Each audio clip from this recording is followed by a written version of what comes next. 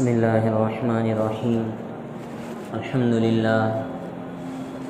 للہ وکفى وسلام علی عباده الذین اصطفى اما بعد فقد قال اللہ تبارک وتعالی فی القرآن المجید والفرقان الحمید اعوذ باللہ من الشیطان الرجیم بسم اللہ الرحمن الرحیم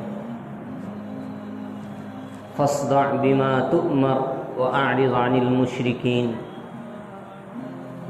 وقال النبي الحبيب صلى الله عليه وسلم إن الإسلام تهدم من كان قبله وإن الهجرة تهدم ما كان قبلها أو كما قال عليه الصلاة والتسليم.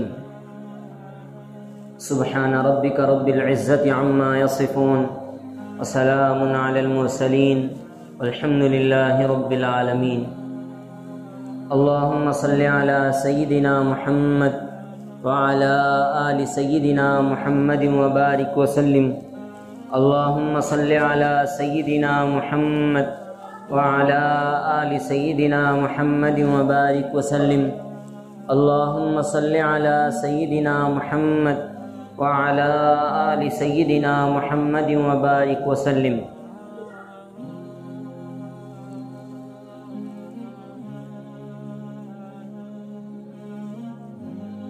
بزرگان محترم، حاضرین دین، نوجوانان ملت اور میرے دینی و ایمانی بھائیوں، السلام علیکم ورحمۃ اللہ وبرکاتہ.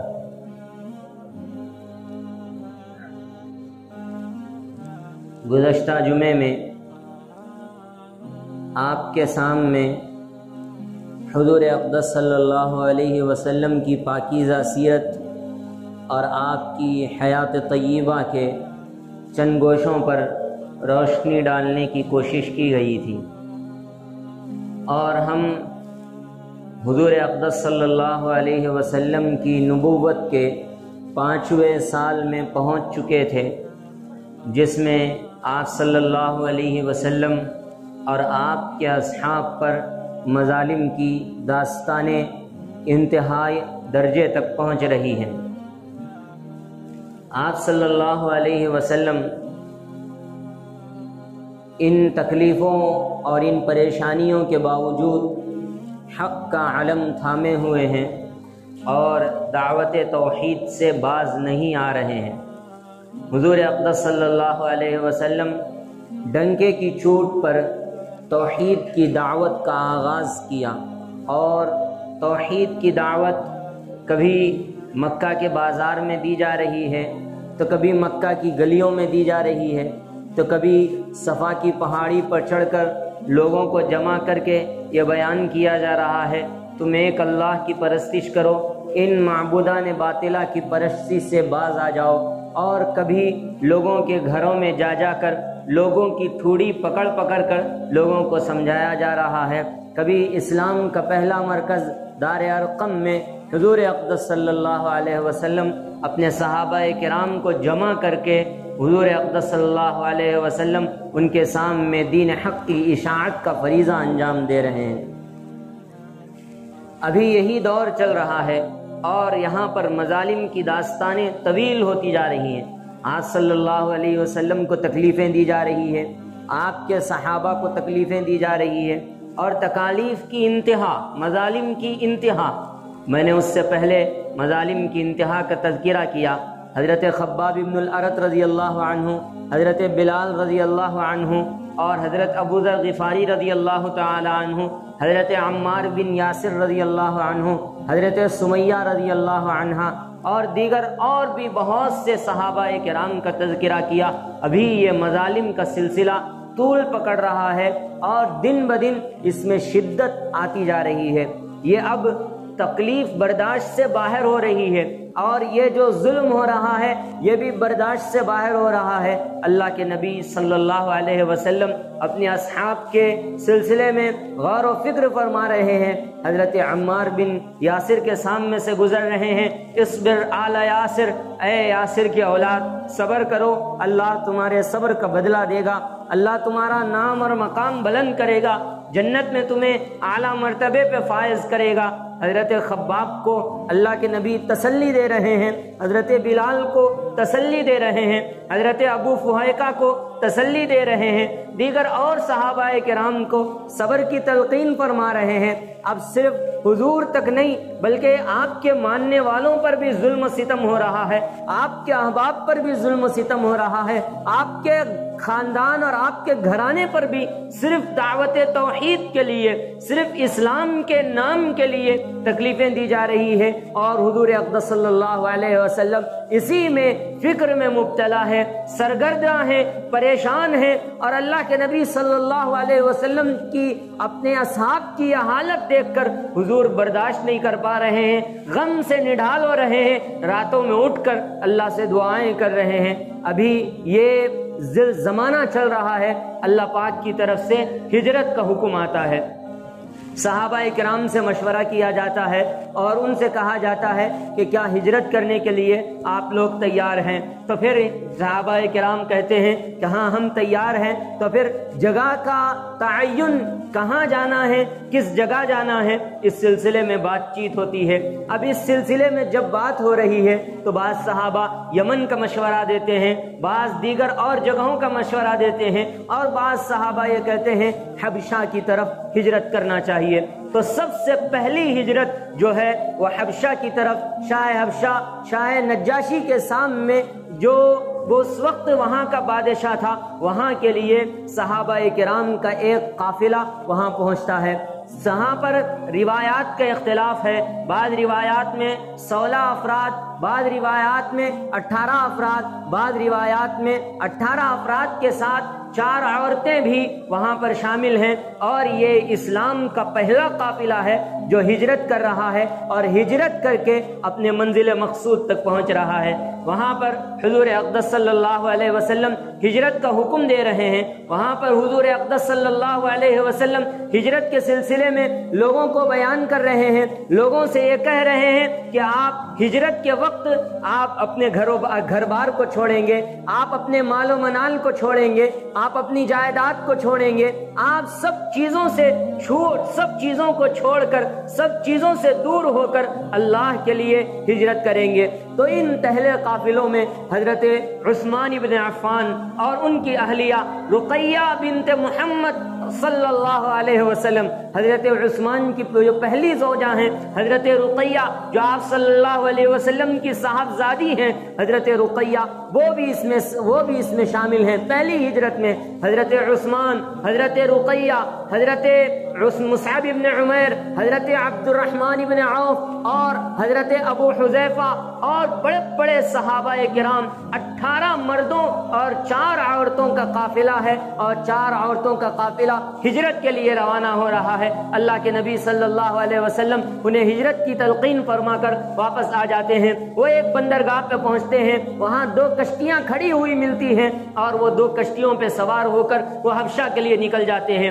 کفار کو یہ چیز بھی برداشت نہیں کہ یہ لوگ یہاں آرام سے رہ رہے تھے، ہم ان کو تنگ کر رہے تھے کہ وہ اپنے مذہب پہ واپس آ جائیں، جو ہم اپنے معبودان باطلہ کی پرستش کر رہے ہیں، اپنے آبا و اجداد کے دین پر جو ہم قائم ہیں، وہ جو دین پر ان کو واپس لایا جائے، اسی فکر میں وہ لوگ ان کا تعاقب کرتے ہیں، ان کے پیچھے جاتے ہیں اور ان کو پیچھے جا کر روکنے کی کوشش کرتے ہیں، لیکن وہ بہت دیر ہو جاتی ہے، وہ لوگ آگے بڑھ جاتے ہیں۔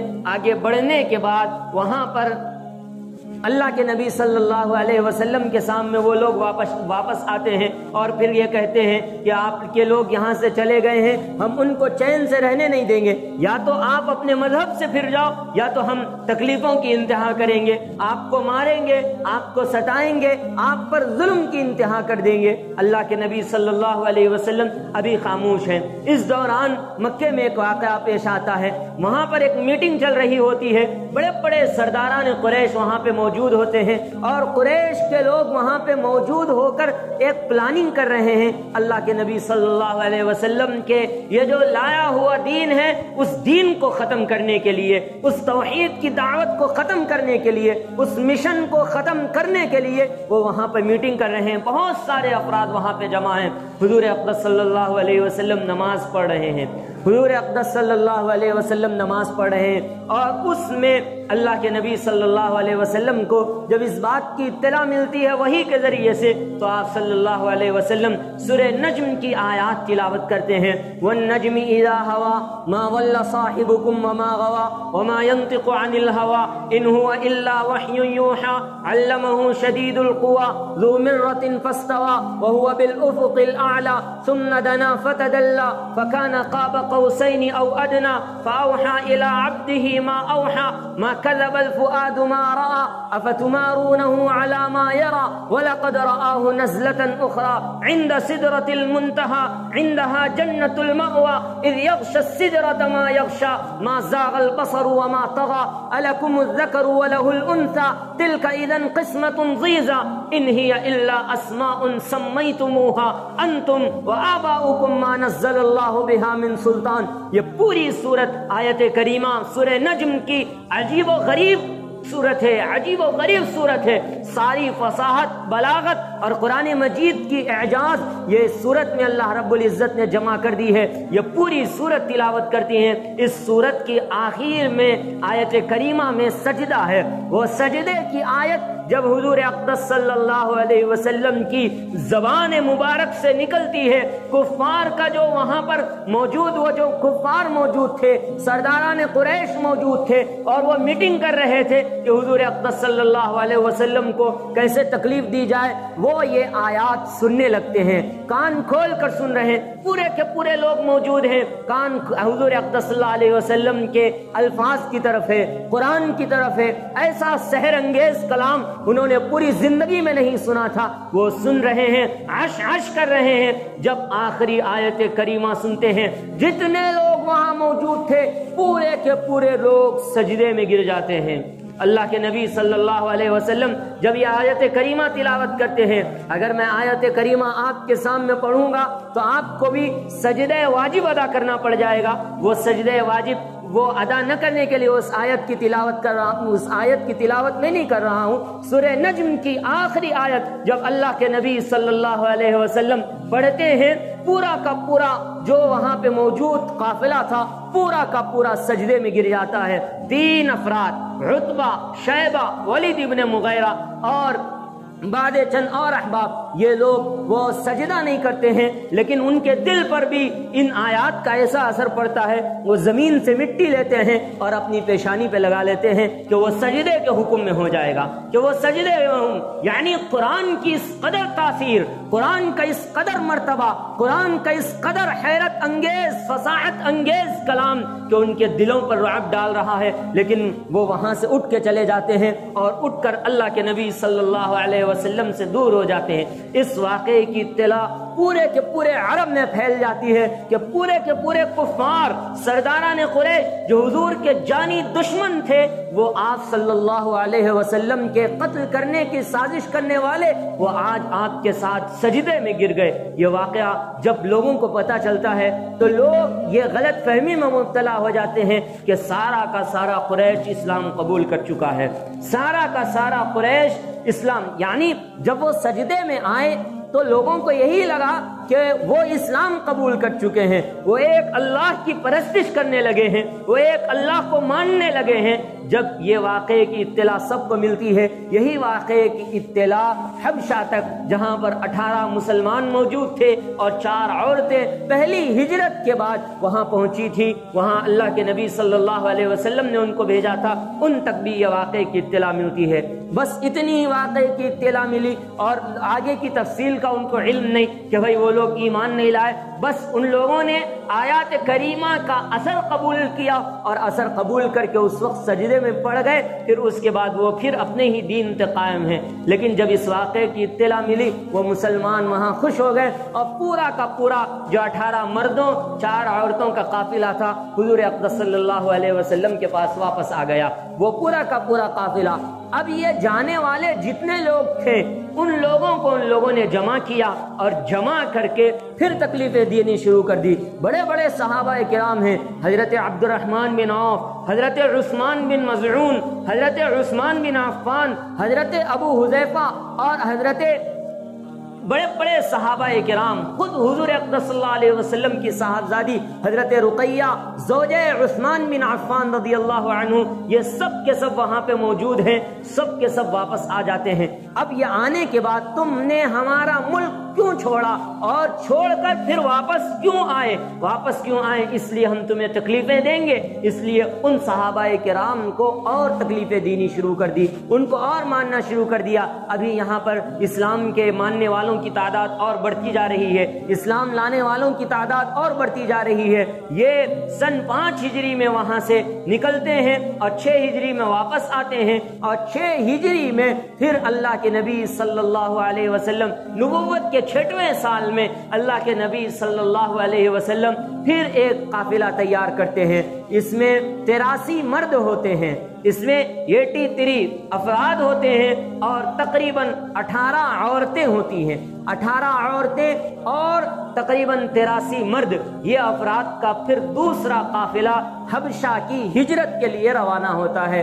اور اس میں اللہ کے نبی صلی اللہ علیہ وسلم ایک خط شاہ حبشہ نجاشی کے دربار نجاشی کے لیے لکھتے ہیں کہ ہم اپنے کچھ احباب کو، اپنے ماننے والے کچھ افراد کو آپ کے ملک بھیج رہے ہیں، آپ ان کی حفاظت کریے، آپ ان کے رہنے کا بندوبست کیجئے، آپ ان کے طعام کا ذمہ اٹھائیے. یہ خط حضرت جعفر طیار رضی اللہ تعالی عنہ کو دے کر اللہ کے نبی صلی اللہ علیہ وسلم وہاں سے ان کو رخصت کرتے ہیں. چونکہ شاہ حبشہ سے تجارتی تعلقات بھی تھے، اس تعلق کی بنا پر، اس تعلق کی بنیاد پر حضور اقدس صلی اللہ علیہ وسلم نے خط لکھا تھا. چنانچہ 83 مرد اور 18 عورتوں کا یہ قافلہ حضور اقدس صلی اللہ علیہ وسلم دوسری مرتبہ ان کو حبشہ ہجرت کے لیے روانہ کرتے ہیں. اس میں وہ صحابہ کرام جو پہلی ہجرت میں شریک تھے، اب دوسری ہجرت میں بھی شریک ہیں، اور دوسری ہجرت میں 83 مرد اور 18 عورتیں ہیں.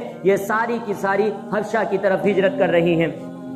اللہ کے نبی صلی اللہ علیہ وسلم نے انہیں ہجرت تو کر دیا، لیکن یہاں پر کفار کا ظلم اور کفار کا غضب اور بھڑک گیا کہ یہ یہاں پہ ہم انہیں سکون سے نہیں رہنے دے رہے تھے، وہاں جائیں گے تو سکون سے رہیں گے، وہاں جائیں گے عیش و آرام سے رہیں گے، اس لیے ہم وہاں بھی انہیں عیش و آرام سے نہیں رہنے دیں گے، عیش سے عشرت سے انہیں زندگی گزارنے نہیں دیں گے. انہیں یہ آخری صورت میں اپنا دین چھوڑنا ہوگا، ہم انہیں چھوڑ دیں گے. اگر وہ دین نہیں چھوڑیں گے تو پھر ہم انہیں تکلیف دیتے رہیں گے، ہم انہیں ستاتے رہیں گے، ہم ان کا مال ہڑپ کرتے رہیں گے، ہم ان کی جائیداد پر ناجائز قبضہ کرتے رہیں گے، ہم تکلیفیں دیتے رہیں گے. یہ ان لوگوں نے ایک پلاننگ بنائی، اور اس کے بعد 1-2 افراد کو حضرت عمرو ابن العاص جو ابھی اسلام قبول نہیں کرے تھے، اور عبداللہ ابن ربیعہ جنہوں نے ابھی اسلام قبول نہیں کیا تھا، یہ 2 افراد کو مکہ کے لوگ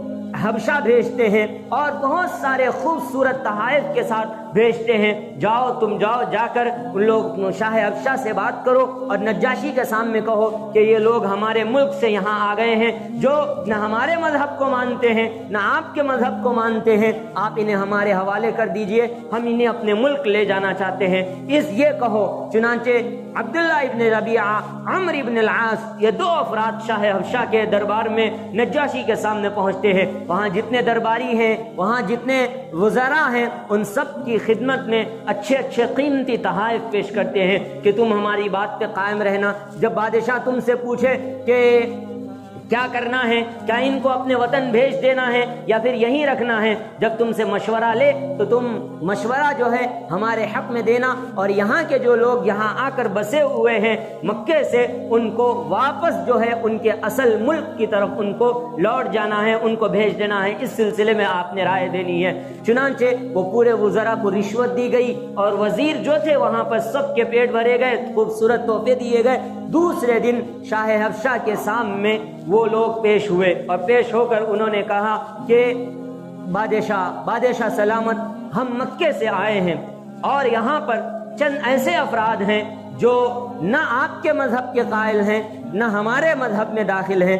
ایک دوسرے دین کی وہ اتباع کرتے ہیں، اور انہوں نے بہت سارا مکے میں شور مچا رکھا ہے، ہر کسی کو ایک دوسرے سے جدا کر دیتے ہیں، باپ کو بیٹے سے، بیٹے کو باپ سے جدا کر دیتے ہیں۔ اب وہ یہاں آپ کے ملک میں پناہ گزین ہیں، ہم آج سے یہ امید کرتے ہیں کہ آپ ان کو ہمارے ساتھ بھیج دیجئے اور آپ کا ہم پر بڑا احسان ہوگا، بڑا کرم ہوگا۔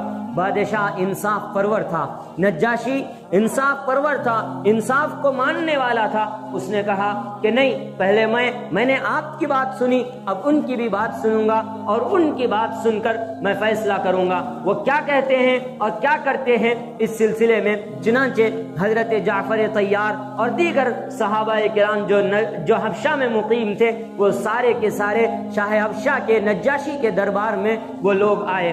حضرت جعفر ابن طیار رضی اللہ عنہ نے سوال کیا، حضرت جعفر ابن ابی طالب، جعفر طیار حضرت علی کے بھائی ہیں، وہ سوال کرتے ہیں کیا ہم غلام تھے جو بھاگ کر آپ کے پاس آئے ہیں؟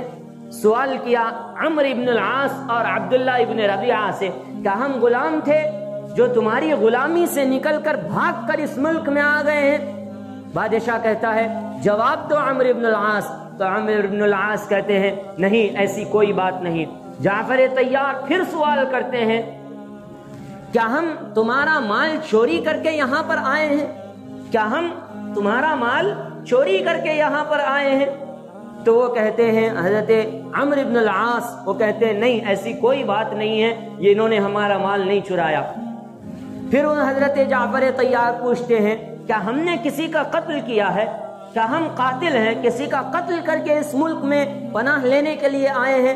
تو عمرو ابن العاص اور عبداللہ ابن ربیعہ دونوں کہتے ہیں نہیں نہیں، ایسی کوئی بات نہیں ہے۔ تو شاہ حبشہ پوچھتے ہیں کہ بھئی ایسی کیا بات ہے، پھر کیوں تم ان کو لے جانا چاہتے ہو؟ تو حضرت جعفر طیار ایک ولولہ انگیز تقریر کرتے ہیں، ایک ولولہ اندیز تقریر کرتے ہیں، آج تک بھی تاریخ کی کتابوں میں ان کے الفاظ لکھے گئے ہیں۔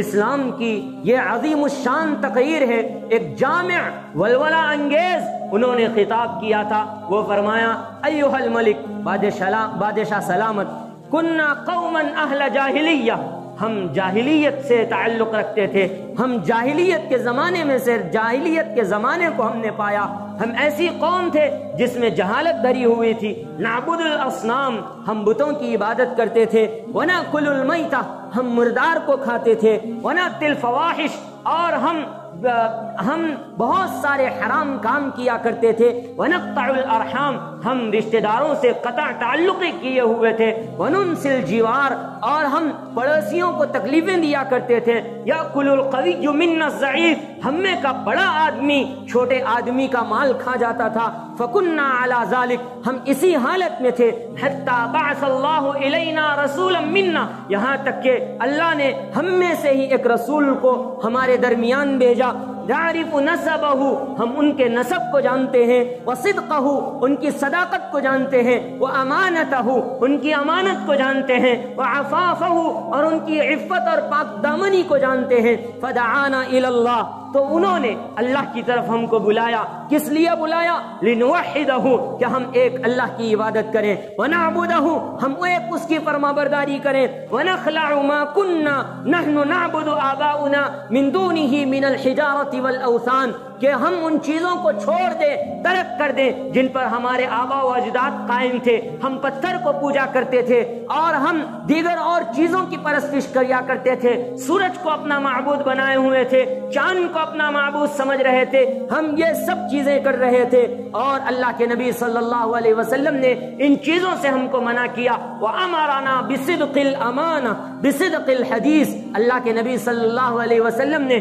سچائی کا ہمیں حکم دیا، وَأَدَاءِ الْأَمَانَةِ، امانت کو ادا کرنے کا حکم دیا، وَصِلَةِ الرَّحْمِ، اور صلہ رحمی کا حکم دیا، وَحُسْنِ الْجِوَارِ، پڑوسیوں کے ساتھ اچھا سلوک کرنے کا حکم دیا، وَالْكَفِّ عَنِ الْمَحَارِمِ وَالدِّمَاءِ، اور حرام چیزوں سے بچنے اور خون سے بچنے کا اللہ کے نبی صلی اللہ علیہ وسلم نے ہمیں پیغام دیا. وَنَهَانَا عَنِ الْفَوَاحِشِ اور ہمیں برے کاموں سے حرام کاموں سے روکا. وَقَوْلِ الزُّورِ اور برائی سے جھوٹ سے گندی بات سے اللہ کے نبی صلی اللہ علیہ وسلم نے ہمیں منع کیا. وَأَكْلِ مَالِ الْيَتِيمِ اور یتیم کے مال کھانے سے اللہ کے نبی صلی اللہ علیہ وسلم نے ہمیں بچایا اور فرمایا وَقَذْفِ الْمُحَصَّنَةِ پاک دامن اور پاک باز عورت پر تہمت لگانے سے اللہ کے نبی صلی اللہ علیہ وسلم نے ہمیں روکا اور کہا وَأَمَرَنَا أَن نَّعْبُدَ اللَّهَ وَحْدَهُ لَا نُشْرِكَ بِهِ شَيْئًا اور ہمیں حکم دیا کہ ہم ایک اللہ کی عبادت کریں,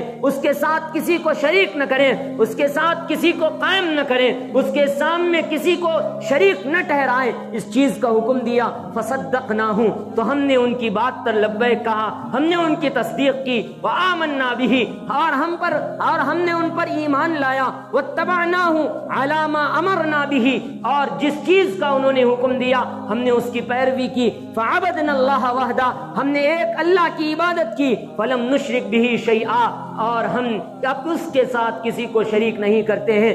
اللہ کے نبی صلی اللہ علیہ وسلم کی یہ جو پیغام تھا وہ پیغام کو جعفر طیار بیان کر رہے ہیں. وہ کہہ رہے ہیں فَعَدَا عَلَيْنَا قَوْمُنَا فَعَذَّبُونَا پھر کیا تھا, اس کے بعد ہماری قوم ہم پر ٹوٹ پڑی اور انہوں نے مختلف قسم کے عذابات میں ہم کو مبتلا کیا. وَفَتَنُونَا عَلَى دِينِنَا ہمارے دین کے سلسلے میں ہمیں فتنے میں ڈالا. لِيَرَدُّونَا إِلَى عِبَادَةِ الْأَوْثَانِ مِنْ عِبَادَةِ اللَّهِ تاکہ لوگوں کو اللہ کی عبادت کے سے نکال کر پھر بتوں کی عبادت کی طرف لوٹا دیا جائے, پھر ان کو اسی کی طرف پھیر دیا جائے. جب یہ ولولہ انگیز تقریر کی جا رہی تھی اور اللہ کے نبی صلی اللہ علیہ وسلم کا یہ پیغام جعفر طیار پیش کر رہے تھے, جب یہاں پر پہنچنے کے بعد یہ کہتے ہیں کہ ہم نے آپ کے دین کو ہم نے آپ کے دین کے سلسلے میں کوئی بات نہیں کی. اللہ کے نبی صلی اللہ علیہ وسلم نے جو دین لایا تھا ہم اس دین پہ قائم ہیں. حضرت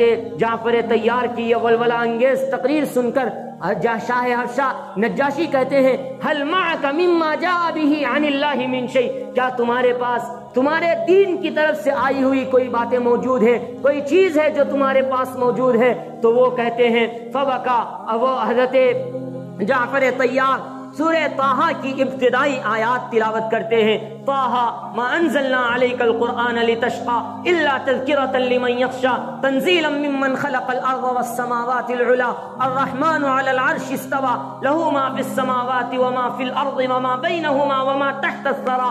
یہ آیات تلاوت کرتے ہیں. پھر اس کے بعد ان آیات کو پڑھنے کے بعد پورا کا پورا دربار کو دیکھ رہے ہیں. سارا کا سارا دربار زار و قطار رو رہا ہے. شاہ حبشہ کی آنکھ سے آنسو جاری ہے اور شاہ حبشہ کہتے ہیں واللہ ان ھذا وما جاء به عیسی لیخرج من مشکاۃ واحدۃ انطلقوا یہ جو تم تلاوت کر رہے ہو اور وہ جو حضرت عیسیٰ لے کے آئے ہیں لگتا ہے ایک ہی چراغ سے نکلے ہوئے ہیں, دونوں کی روشنی ایک ہی چراغ سے ہے. میں تمہیں آزاد کرتا ہوں, تم جاؤ اور جا کر آرام سے رہو, میں ان کے حوالے نہیں کروں گا. یہ حضرت جعفر طیار کی اثر انگیز تقریر تھی جس نے شاہ حبشہ کے سلسلے میں اس کے دل کو نرم کر دیا تھا. خطابت وجد میں آئے تو پھر ہتھیار بن جائے, خطابت وجد میں آئے تو پھر ہتھیار بن جائے. کبھی تلوار, کبھی خنجر, کبھی نیزہ, کبھی تلوار بن جائے. خطابت کی گلفشانی مسلم ہے ہر زمانے میں. یہ نجاشی کے آگے جعفر طیار بن جائے, یہ نجاشی کے آگے جعفر طیار بن جائے. یہ عظیم خطابت تھی جنہوں نے نجاشی کے دل کو موم کیا تھا.